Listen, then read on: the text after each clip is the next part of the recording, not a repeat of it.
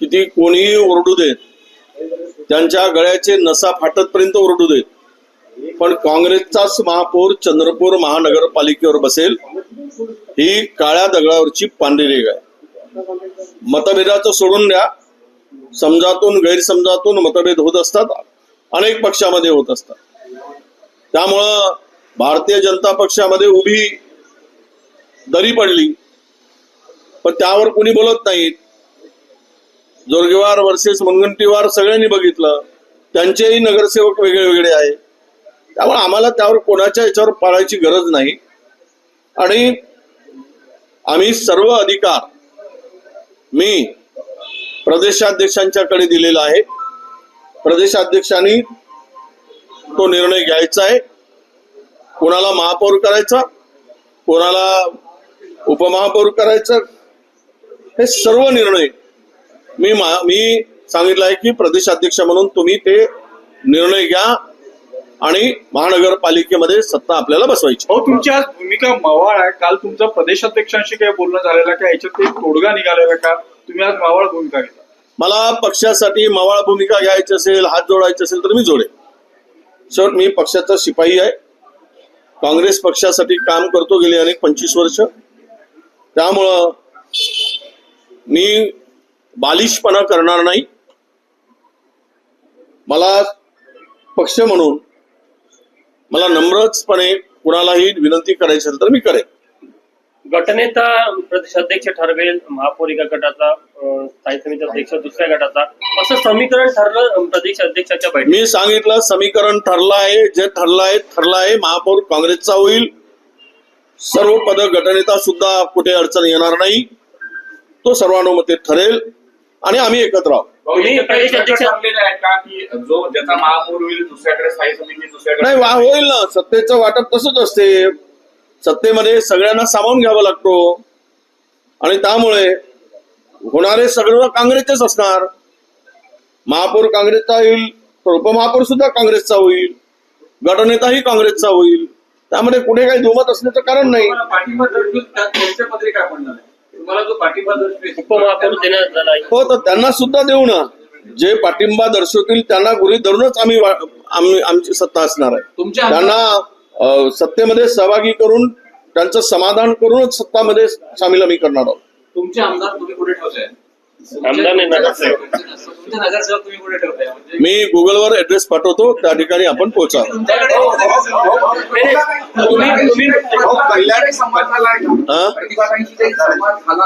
संवाद असतोच. काही भांडण थोडी आहे प्रॉपर्टीसाठी आणि पैशासाठी. त्यामुळे संवाद कुठे संपला तुटून जाईल असं थोडी असतं. आता असं समजायचं की चंद्रपूरचा वाद मिटला आहे, सगळ्या गोष्टी व्यवस्थित होत आहेत. दोन्ही आमदार एकत्र केव्हा? दोन पार्टी, अर्धे तुमच्याकडे अर्धे ताईंकडे आहे. ते पहिले मुनगंटीवारला विचारल्यानंतर आणि सुधीर भाऊला विचारल्यानंतर आणि जोरगेवारला विचारल्यानंतर आम्हाला विचारावं असं आमची विनंती आहे. तुम्ही उभाटाला सोबत घेणार आहे का? तुमचं सत्ता स्थापनेचं काय गणित असणार आहे? कशा पद्धतीने तुमची जुळवाजुळव असणार? नाही, आम्हाला विश्वास आहे उभाटा आमच्याबरोबर 100% असणार आणि राहील असा आम्हाला विश्वास आहे. आमचं बोलणं झालेलं आहे, चर्चा सुद्धा पुढे गेलेली आहे आणि बाकी संख्याबळ पण आमच्याकडे आहे. फॉर्म्युला काही ठरलेला आहे? महापौर कोणत्या गटाचा, उपमहापौर कोणत्या गटाचा, सत्ता पक्ष नेते कोणत्या गटाचा, स्थायी समिती, असं काही ते सर्व प्रदेशाध्यक्ष ठरवतील. भाऊ, कल्याण डोंबिवली प्रदेशाध्यक्ष हर्षवर्धन दादा सपकाळांना सांगितलंय तुम्ही निर्णय घ्या, आम्ही तुमच्या बरोबर आहोत, तुमच्या निर्णयाला आमची मान्यता. 2.5 वर्ष तुमचा महापौर, 2.5 वर्ष खासदारांचा महापौर, असं ठरल्याची काही चर्चा? हो, आता असं आहे की चर्चेला विराम झाल्यानंतरच मिळेल. तुम्ही सर्वच आता आम्ही सांगून टाकलं तर गुपित काय राहील. त्यामुळं काही गोष्टी जरा आम्हालाही जरा कॉन्फिडेन्शियल राहू द्या, गुपित राहू द्या. ते आम्ही सांगतोच तुम्हाला. सर्वच आज सांगितलं तर उद्या मग आम्हाला विचारणार आहे, तुम्ही विचारायला पण येणार नाही. अर्धविराम समजायचा का 2.5 वर्षाच्या चर्चेच्या तिथे? पूर्णविराम तुम्ही म्हणत नाही? 5 वर्षाचा ठरलं की 2.5 वर्षाचा? नाही, 5 वर्ष काँग्रेसचा महापौर राहील, 5 वर्ष सत्ता राहील. 5 वर्षामध्ये कुठेही तुम्हाला बहुमतामध्ये आम्ही चंद्रपूर शहरातील जनतेला जे काही वचनं दिली ज्या काही विकासासाठी आम्ही त्यांना आश्वस्त केलं ते सर्वांची पूर्तता पुढच्या 5 वर्षात आम्ही करायचं ठरवलं. आपण बोलले होते की कार्यकर्त्यांचं मन राखलं जाईल, म्हणजे खासदार आणि आमदार दोघेही 2.5 वर्षांकरता हा तोडगा निघाला. पक्षाचा मी सांगितलं, पक्षाची रक्तवाहिनी हा कार्यकर्ता असतो आणि त्यामुळे नेते काय ठरवतील त्यावेळेस कार्यकर्त्यांना नजरेपुढे ठेवूनच निर्णय घ्यावे लागतात आणि त्यामुळे मला तरी वाटतं की सगळ्यांचं समाधान होईल आणि सगळे हॅपी होतील अशा पद्धतीचा हा निर्णय असेल. पण कुठेतरी त्यांनी ज्या पद्धतीने तुमच्यावर टीका आता बाळा नांदगावकरांनी आज काही बाईट दिली. चंद्रपुरात काँग्रेस आणि भाजपा एकच आहे. आता हे दिव्य स्वप्न बाळा नांदगावकरांना कुठून आलं माहित नाही, कुठून पडलं. तिथे मनसेचा नाव नाही, निशाणा नाही आहे, तर तिथे काय चंद्रपुरामध्ये तोंड घालायचं काम बाळा नांदगावकर का करतायत.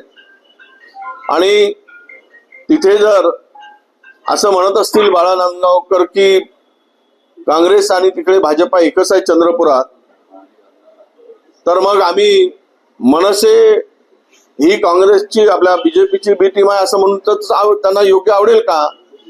अशा पद्धतीचा वाऱ्यावर आणि बेछूटपणे कुठलाही बेस नसताना, कुठली माहिती नसताना, कुठलाही आधार नसताना अशा पद्धतीचं वक्तव्य करून संभ्रम निर्माण करण्याची आवश्यकता नाही असं माझं मत आहे. कल्याण डोंबिवली मध्ये मनसेने शिंदेसेनेला सपोर्ट केलेला आहे आणि बाळा नांदगावकर यांनी सूचक वक्तव्य केलेलं आहे की राजकारणात कधीही काही होऊ शकतं. म्हणूनच म्हणतो ना, ते काही म्हणतायत याचा अर्थ आमच्याकडे कधी भाजपा, भारतीय जनता पार्टी आणि काँग्रेस एकत्र होणं शक्य नाही, हे अशक्य आहे.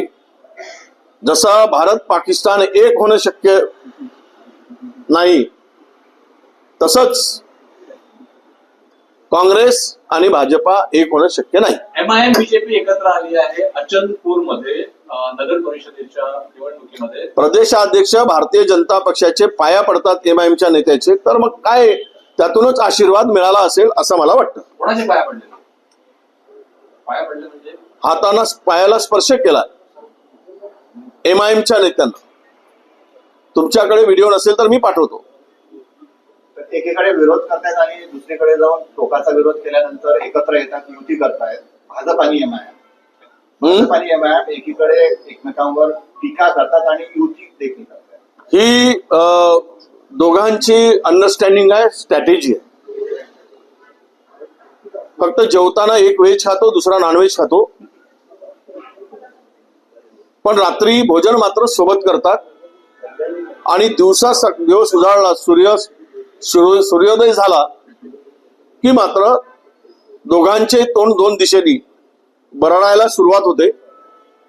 हे महाराष्ट्र बघतोय. एमआयएम ज्या पद्धतीनं उदयास आलाय महाराष्ट्रामध्ये, मुंब्रा असेल, नागपूर असेल, पुणे असेल, मुंबई असेल, तुमच्या पक्षाला काय वाटतं की नाही, त्या एमआयएम ला फायनान्सर जो आहे तो कोण आहे हे काही कालांतराने कळेल.